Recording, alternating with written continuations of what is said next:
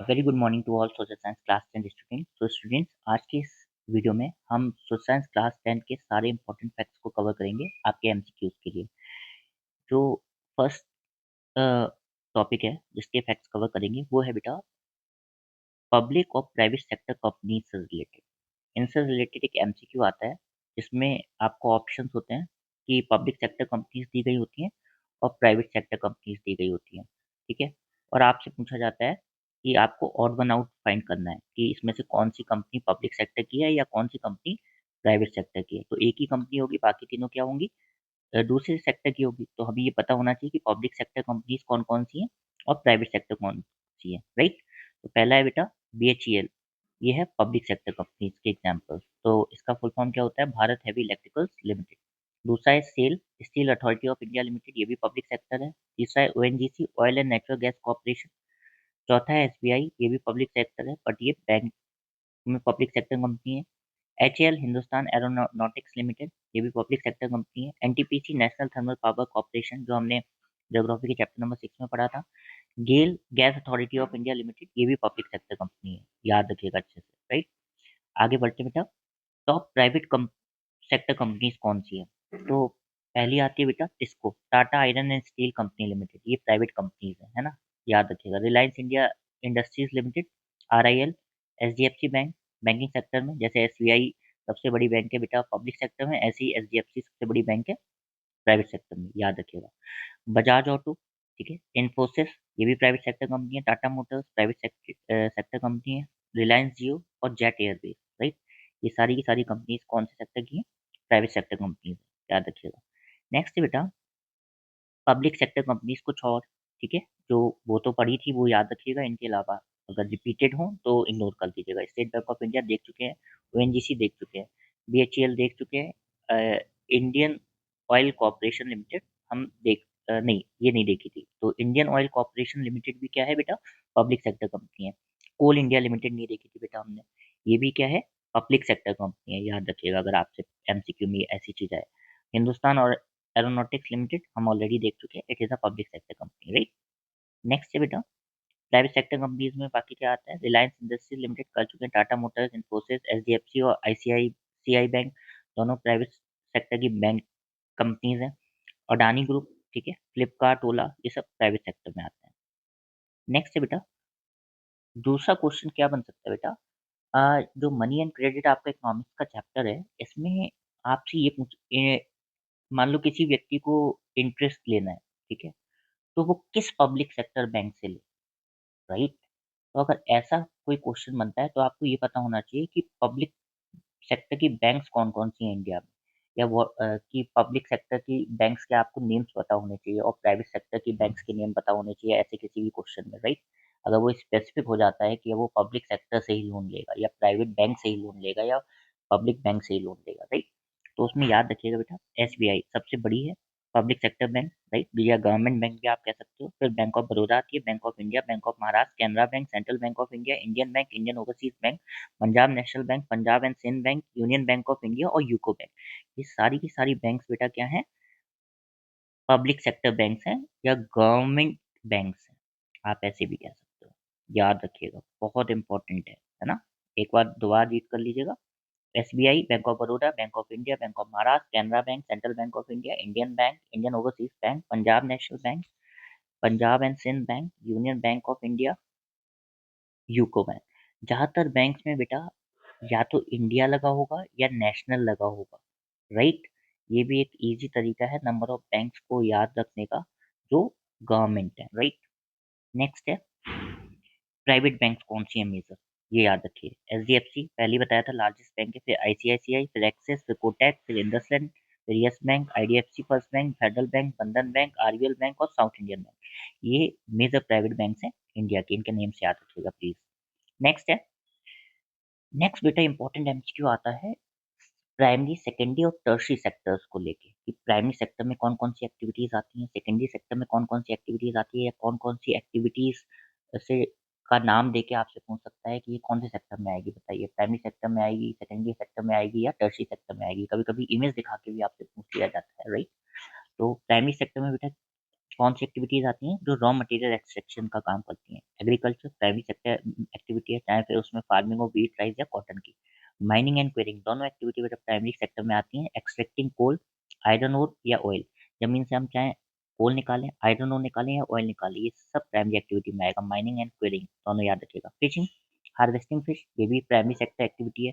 Forestry, cutting trees for would, ये भी primary sector activity है। एनिमल हस्बेंड्री, पशुपालन या dairy, producing milk and dairy products, ये भी प्राइमरी सेक्टर में आता है। सेकेंडरी सेक्टर में क्या आता है बेटा? मैन्युफैक्चरिंग और इंडस्ट्रियल सेक्टर है। तो मैन्युफैक्चरिंग कोई भी चीज़ जिसका उत्पादन कर रहा है, फूड प्रोसेसिंग और कंस्ट्रक्शन, ये सबका सब किसमें आता है?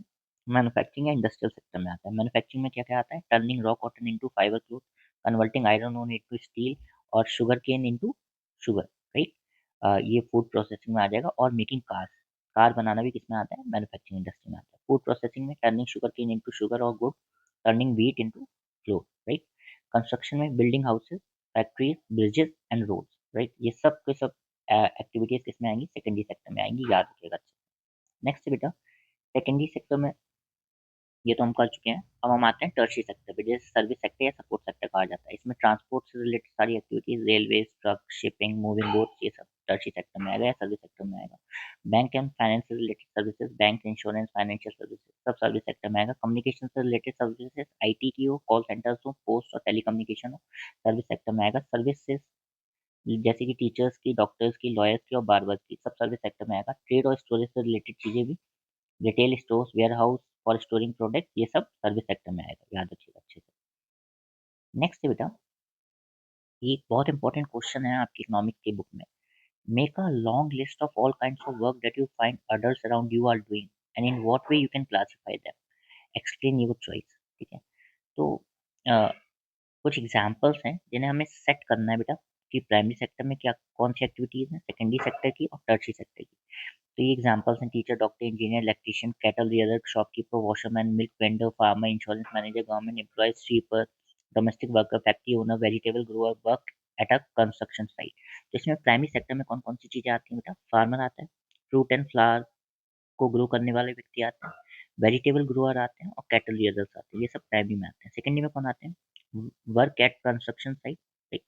और फैक्ट्री ओनर, जो काम चल रहा है कंस्ट्रक्शन साइट पे और फैक्ट्री का मालिक, ये सेकेंडरी सेक्टर में आते हैं। टर्शियरी सेक्टर में कई सारे लोग आते हैं, याद रखिएगा: engineer, doctor, electrician, teacher, shopkeeper, washerman, insurance manager, government employees, domestic worker और स्वीपर, ये सब किसमें आते हैं? टर्शियरी सेक्टर में। बहुत अच्छे से याद रखिएगा। अगर ऐसा कोई भी ऑड वन आउट चूज करने के लिए भी आता है आपसे कि ऑड वन आउट फाइंड करिए, तो ऑड वन आउट में क्या किया है? तीन तो आपको दे दिए जाएंगे सेम सेक्टर के और एक दे दिया जाएगा डिफरेंट सेक्टर का, या सारे के सारे सेम सेक्टर के दिए जाएंगे, बाकी ऑप्शंस में अलग अलग सेक्टर्स के दिए जाएंगे। तो वहां पे आपको पता होना चाहिए कि भाई प्राइमरी सेक्टर का इस ऑप्शन में सारे लोग हैं या नहीं है, या किसी और सेक्टर का कोई है।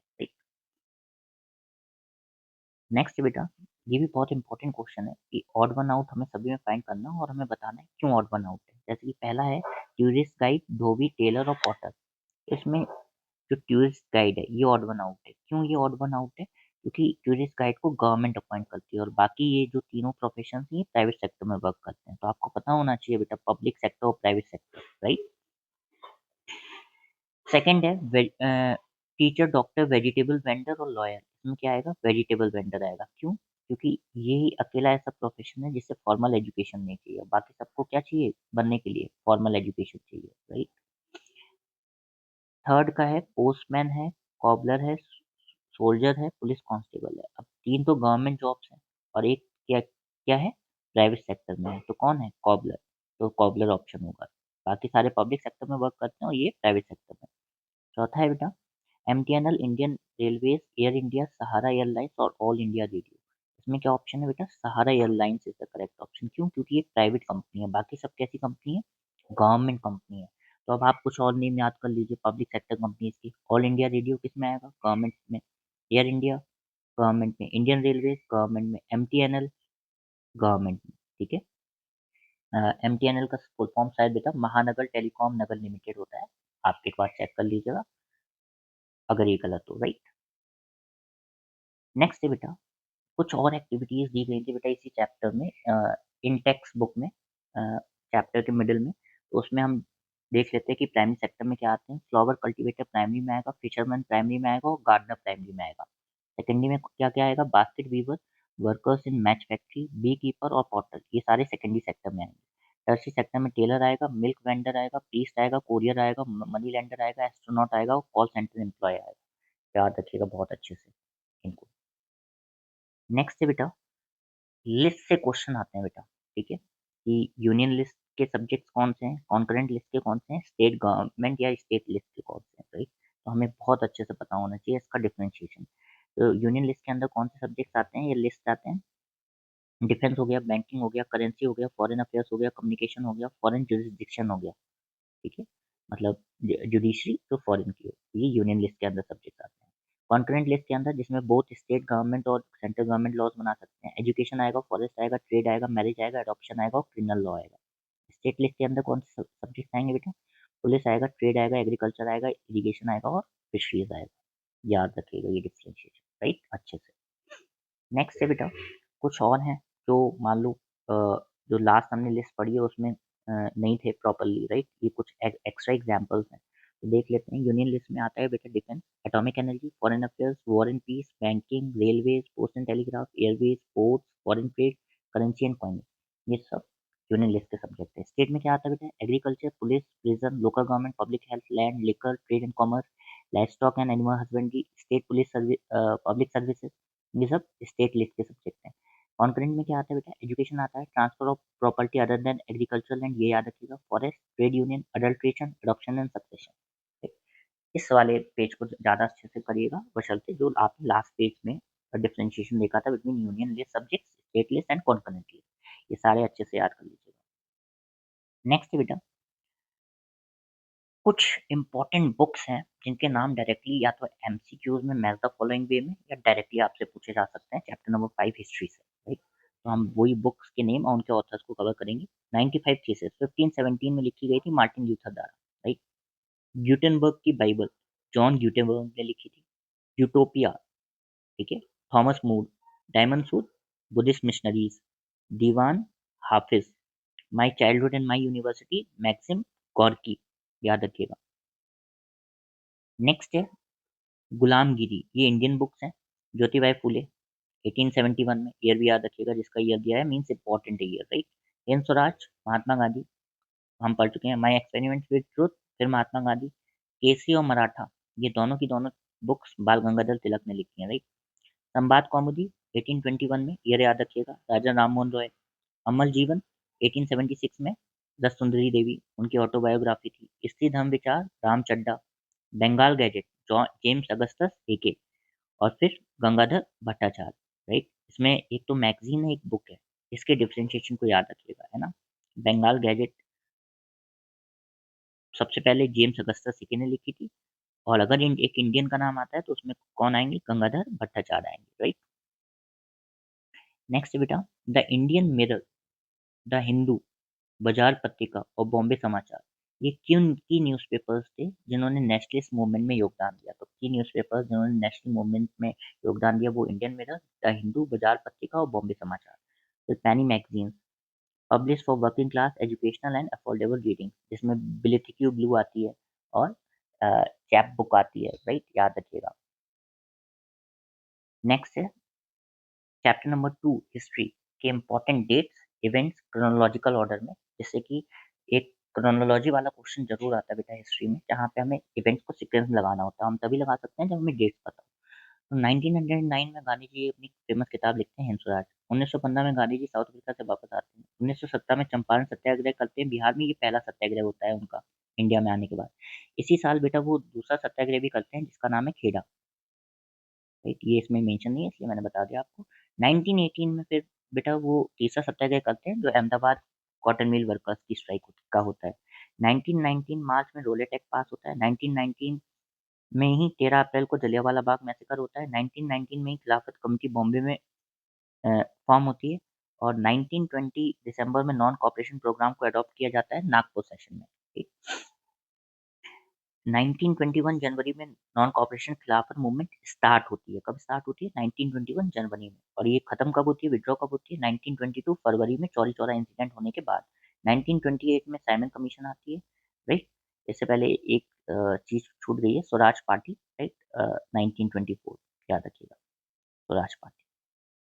नेक्स्ट है 1929 लाहौर सेशन, राइट, बहुत इंपॉर्टेंट सेशन है। कौन प्रेसिडेंट था? जवाहरलाल नेहरू, याद रखिएगा, है ना। और किसकी शपथ ली थी? पूर्ण स्वराज की शपथ ली थी। 1930 12 मार्च सॉल्ट मार्च स्टार्ट होता है, दांडी मार्च भी कहते हैं इसे। 1936 अप्रैल सॉल्ट मार्च को लॉ को खत्म किया जाता है, तोड़ा जाता है दांडी में पहुंच के। 1931 5 मार्च गांधी इरविन पैक्ट साइन होता है। 1931 दिसंबर second round table conference, first round table conference 1930 में हुई थी, सेकंड 1931 और थर्ड 1932, याद रखिएगा। 1932 में पूना पैक्ट साइन होता है अंबेडकर और गांधी के बीच, ये भी याद रखिएगा, बहुत इंपॉर्टेंट है। 1942 में क्विट इंडिया मूवमेंट लॉन्च होती है और 1947 में इंडिया गॉट इंडिपेंडेंस।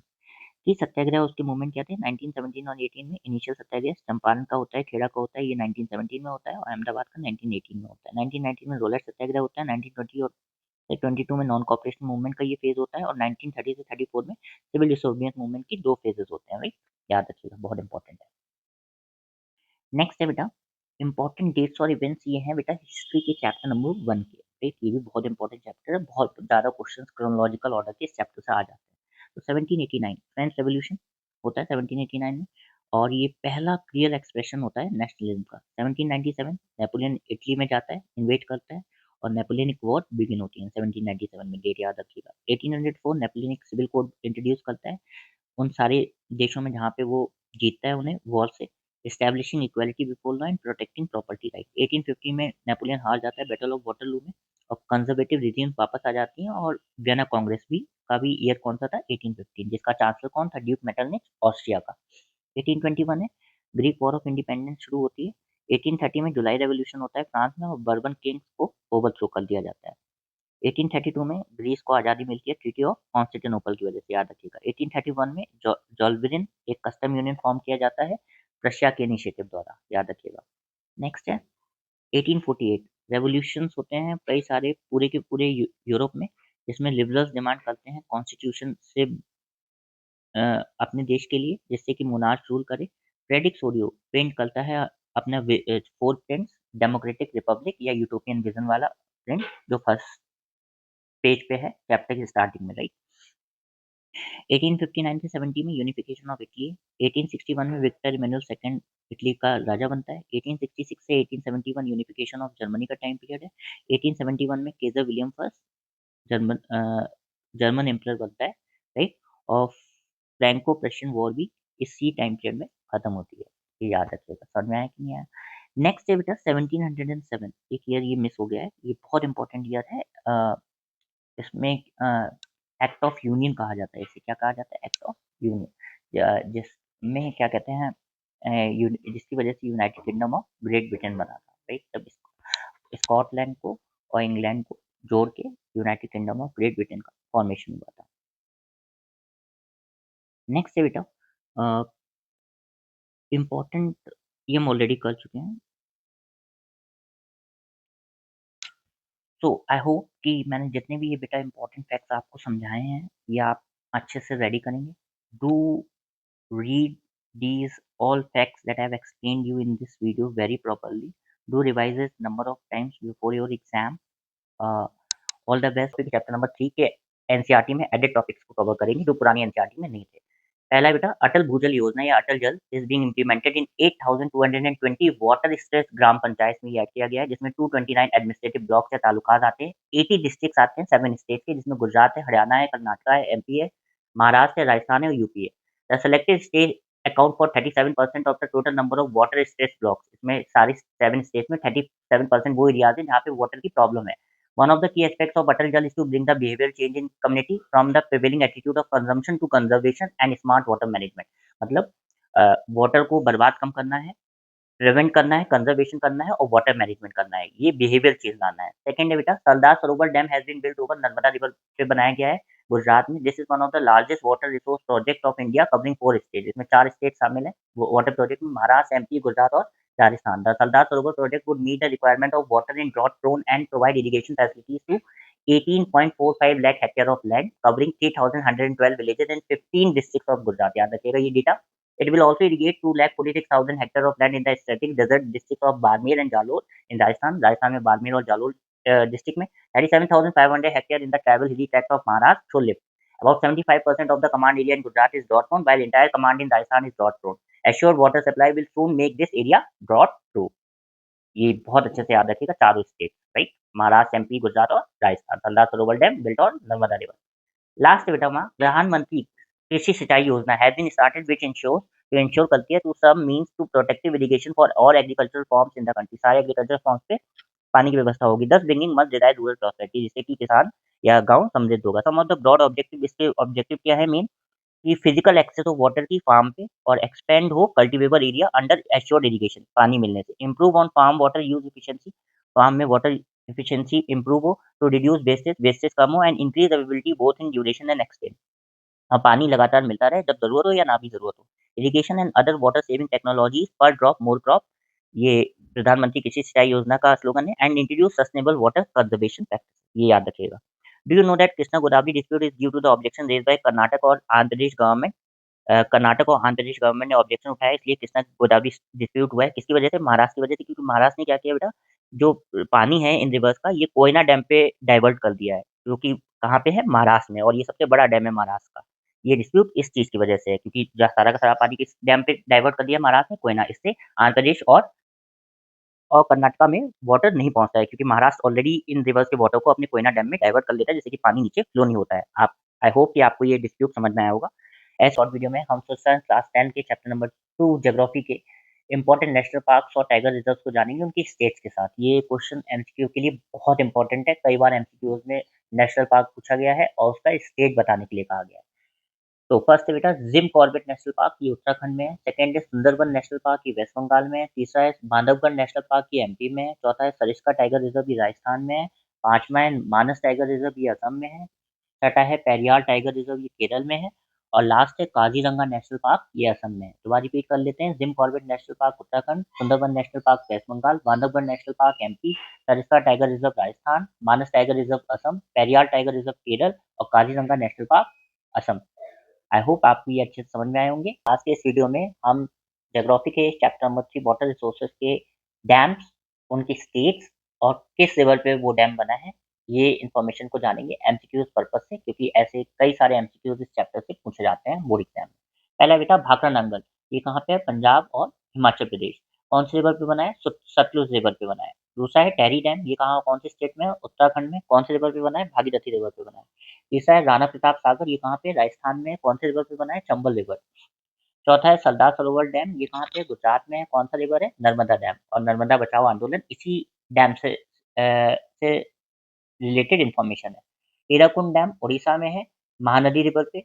नागार्जुना सागर डैम तेलंगाना और Andhra Pradesh, Krishna river. Tungabhadra dam Karnataka, Tungabhadra river. Salal project Jammu Kashmir, Chenab river. और कोयना डैम महाराष्ट्र, कोयना रिवर। याद रखिएगा। सोशल साइंस क्लास 10 के सिविक्स के चैप्टर नंबर 2 में जो 22 शेड्यूल्ड लैंग्वेजेस दी हैं, इनके स्टेट्स को जानेंगे, क्योंकि ऐसे ही एक MCQ last year board exam में आया था, जिसमें बच्चे काफी कंफ्यूज थे, राइट? तो जो असमीज हमारी शेड्यूल्ड लैंग्वेज है, ये कौन से स्टेट में बोली जाती है? असम। बंगाली वेस्ट बंगाल और त्रिपुरा में। बोडो असम में। डोगरी जम्मू एंड कश्मीर और हिमाचल प्रदेश में। गुजराती गुजरात, दादरा एंड नागर हवेली और Daman and Diu. Hindi wide use है नॉर्थ सेंट्रल इंडिया में, जिसमें स्टेट्स आते हैं नॉर्थ सेंट्रल इंडिया के: Bihar, Haryana, Himachal Pradesh, MP, Rajasthan, Uttar Pradesh, Uttarakhand, Chhattisgarh, Delhi and others. Kannada Karnataka में। कश्मीरी जम्मू एंड कश्मीर में। कोंकणी गोवा में। मैथिली बिहार झारखंड में। मलयालम केरल लक्षद्वीप में। मणिपुरी मणिपुर में। फिर रिवाइज कर लेते हैं। असमीज असम में। Bengali west Bengal Tripura. Bodo Assam. Dogri Jammu Kashmir Himachal Pradesh. Gujarati Gujarat Dadra and Nagar Haveli and Daman and Diu. Hindi Bihar Haryana Himachal Pradesh MP Rajasthan UP Uttarakhand Chhattisgarh Delhi. Kannada Karnataka Kashmiri Jammu and Kashmir Konkani Goa. Maithili Bihar Jharkhand Malayalam Kerala Lakshadweep Manipuri Manipur. बहुत ध्यान से देखिएगा, जिससे कि अगर बाई चांस इस ईयर भी ऐसा कोई एमसीक्यू आता है तो आपसे गलत नहीं होना चाहिए। Moving forward to next scheduled languages and their states. Marathi कहाँ पे बोली जाती है? Maharashtra, Goa, Dadra and Nagar Haveli, Daman and Diu. ये यूनियन टेरिटरीज भी कुछ आई हैं, तो आप इन्हें इग्नोर भी कर सकते हैं, बट स्टेट्स याद होने चाहिए आपको, है ना बेटा? नेपाली सिक्किम, वेस्ट बंगाल, असम। उड़िया ओडिशा में। Punjabi Punjab, Haryana, Delhi. Sanskrit recognise broadly, officially recognised in Uttarakhand. Officially कौन से स्टेट संस्कृत को रिकॉग्नाइज करता है? उत्तराखंड, याद रखिएगा। संथली झारखंड, वेस्ट बंगाल, उड़ीसा। सिंधी गुजरात, महाराष्ट्र और राजस्थान। तमिल तमिलनाडु, पौंडीचेरी। तेलुगु आंध्र प्रदेश, तेलंगाना, पौंडीचेरी। उर्दू जम्मू एंड कश्मीर, तेलंगाना, उत्तर प्रदेश, दिल्ली, बिहार और Jharkhand. Marathi Maharashtra, Goa, Dadra and Nagar Haveli, Daman and Diu. Nepali Sikkim, West Bengal, Assam. Oriya Orissa, Punjabi Punjab, Haryana, Delhi. Sanskrit recognised broadly, officially recognised in Uttarakhand. Santhali Jharkhand, West Bengal, Orissa. Sindhi Gujarat, Maharashtra, Rajasthan. Tamil Tamil Nadu, Pondicherry. Telugu Andhra Pradesh, Telangana, Pondicherry. Urdu Jammu Kashmir, Telangana, Uttar Pradesh, Delhi, Bihar और झारखंड। आई होप आपको ये 22 शेड्यूल लैंग्वेजेस और इनके स्टेट्स अच्छे से समझ में आए होंगे। इनको ध्यान से देखिएगा, 2-3 बार रिवाइज कर लीजिएगा। अगर एमसीक्यू में आते हैं, आज हम सिविक्स क्लास 10 के इम्पोर्टेंट नेशनल पार्टीज और उनके सिंबल्स को कवर करेंगे एमसीक्यूज के लिए आपके सोशल साइंस बोर्ड एग्जाम में। तो फर्स्ट बेटा आपकी नेशनल पार्टी है भारतीय जनता पार्टी, इसका सिंबल क्या है? लोटस। दूसरी है इंडियन नेशनल कांग्रेस, इसका सिंबल है हैंड। तीसरी है communist party of India, Marxist, CPIM in short, इसका सिंबल है बेटा हैमर, सिकल और स्टार। चौथी है बहुजन समाज पार्टी, बीएसपी, इसका सिंबल है elephant. National people's party, NPP, का सिंबल है बुक। और लास्ट है आम आदमी पार्टी, इसका सिंबल है ब्रूम, मीन्स झाड़ू। आई होप आपको ये national parties with their symbols अच्छे से समझ में आए होंगे। एमसीक्यू पर्पस के लिए सिविक्स के इंपॉर्टेंट रीजनल पार्टीज या state parties with their symbols and state को कवर करेंगे बोर्ड एग्जाम एमसीक्यूज के लिए, जो कि बहुत इंपॉर्टेंट है। एमसीक्यूज में ऐसे कई सारे सवाल आते हैं। पहली पार्टी है बेटा शिवसेना, ये कहाँ पे है? महाराष्ट्र में। सिंबल है बो एंड एरो। दूसरी है बेटा द्रविड़ा मुनेतेरा खंजमम, डीएमके, ये तमिलनाडु में, इसका सिंबल है राइजिंग सन। तीसरी है all India Anna Dravida Munnetra Kazhagam, AIADMK, Tamil Nadu में, टू लीफ सिंबल है। चौथी है शिरोमणि अकाली दल, पंजाब में, स्केल्स इसका सिंबल है। पांचवी है राष्ट्रीय जनता दल, आरजेडी, बिहार में है, हरिकेन लैंप इसका सिंबल है। Janata Dal United, JDU in short, Bihar में है, एरो इसका सिंबल है। तेलंगाना राष्ट्र समिति, टीआरएस, तेलंगाना है में है, कार इसका सिंबल है। असोम गण परिषद, एजीपी, असम में है, एलिफेंट इसका सिंबल है। Jammu and Kashmir national conference, Jammu and Kashmir में है, फ्लॉग है। आम आदमी पार्टी दिल्ली में है, पंजाब ब्रूम इसका सिंबल है।